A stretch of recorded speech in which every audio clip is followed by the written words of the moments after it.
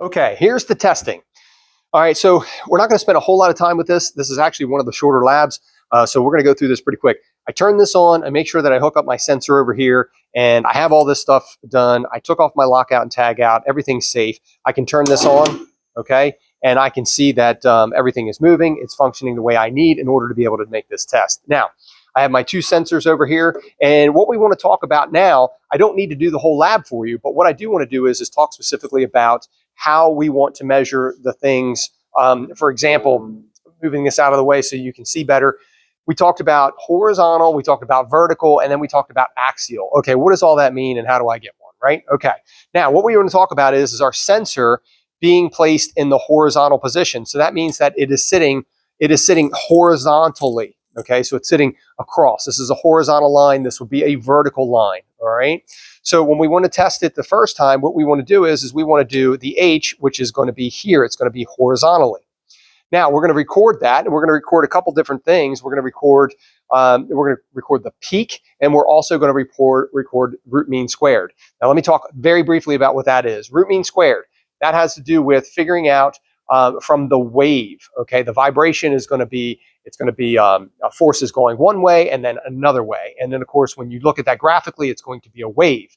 And in the wave, we use the root mean squared. So in other words, how much is it actually moving back and forth? Okay, and on average, that's generally what it is. And then of course, there's the peak. Okay, so through that wave on average, how much did it actually move in one direction on a given cycle? Okay, so we want to record all of those values. Now, this is the horizontal, just like I talked about. Then this right here is going to be the vertical. We're going to take a second measurement on the vertical. Okay, so it can be up here. Usually it's going to be right here on the motor. And then lastly, axial. What in the world is axial? Do we put it on the axle? Do we put it on the shaft? Absolutely not. Think about the shaft going through here. That's going to be your axis. Okay, the center of that axis, what we want to do is we want to go along the axis. All right, so that's essentially what that means. Axial is along the axis of the shaft, and we want to take that. Okay, so horizontal line, vertical line, and then of course axial. All right, so we're going to take those measurements right there. I'm going to do one very quickly. I'm going to fire this up, and we're going to notice that I have 32, 45. Okay, so once this settles out, I can go ahead and get a good measurement on that one. All right, so that's going to be axial, and then of course horizontal. It's actually lower than that. It's below 30. And then of course vertical. This may be a little difficult to capture the vertical. We're going to do that right here. And it's even below 20. Okay, so again, you can see that all those vary, so it's very important to capture all of those while you are taking those measurements.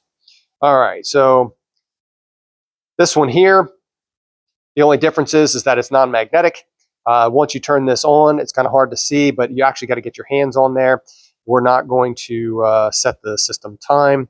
And what we can do is we can fire this up, and we can put this on here, and it'll start giving us the measure.